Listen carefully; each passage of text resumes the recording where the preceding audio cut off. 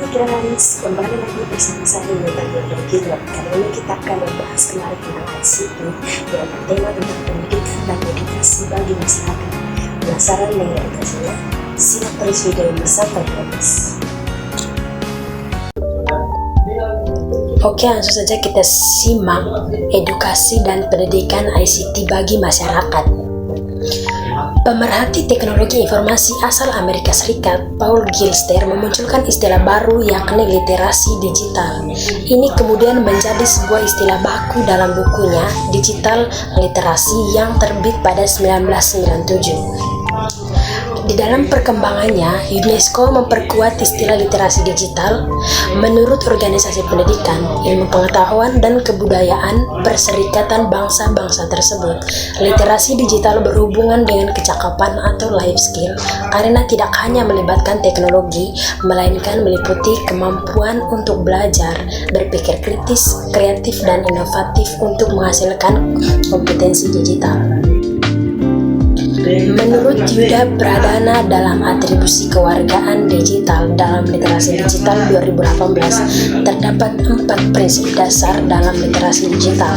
Pertama adalah pemahaman di mana masyarakat memiliki kemampuan untuk memahami informasi yang tersaji di internet sebagai media komunikasi baik secara implisit maupun eksplisit. Kemudian terjadi saling ketergantungan dan saling melengkapi terhadap informasi yang tersaji. Lalu terdapat pula peran sosial di dalamnya, dan terakhir adalah kurasi atau kemampuan masyarakat untuk mengakses, memahami, dan menyampaikan informasi untuk diolah sebagai pesan positif. Nah teman-teman, saat ini kemampuan masyarakat dalam memahami informasi di ranah digital yang berkembang dalam jaringan internet sudah semakin maju.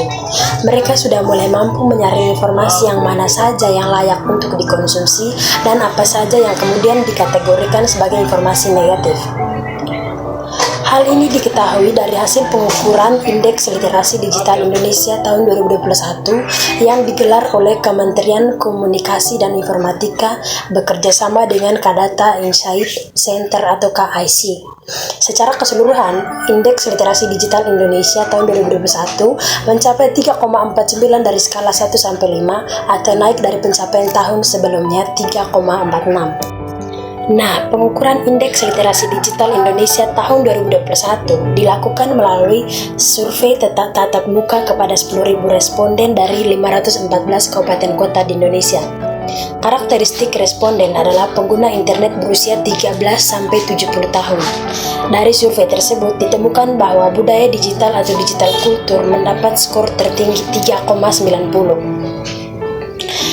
Diikuti etika digital atau digital etis 3,53 dan kecakapan digital atau digital skill sebesar 3,44. Kemudian keamanan digital atau digital safety mendapat skor terendah 3,10 atau sedikit di atas sedang.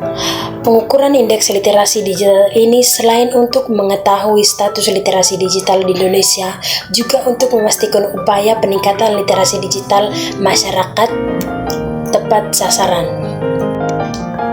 Demikian dikatakan Direktur Jenderal Aplikasi Informatika Kementerian Komunikasi dan Informatika Samuel Abrijani.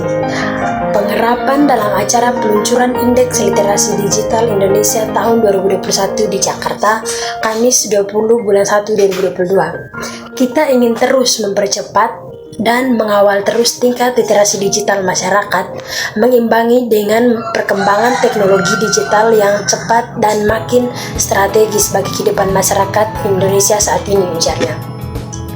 Panel ahli Data Insight Center Mulia Amri menjelaskan, bila dibanding tahun sebelumnya, pada kerangka indeks 2021 terdapat perubahan dalam pengelompokan unsur pembentuk penyusun indeks. Ini adalah upaya untuk terus memastikan Indonesia memiliki alat ukur yang ajak dan kini sudah punya roadmap atau peta jalan yang bisa dijadikan acuan baik dalam pengukuran maupun upaya peningkatan literasi, kata Mulia.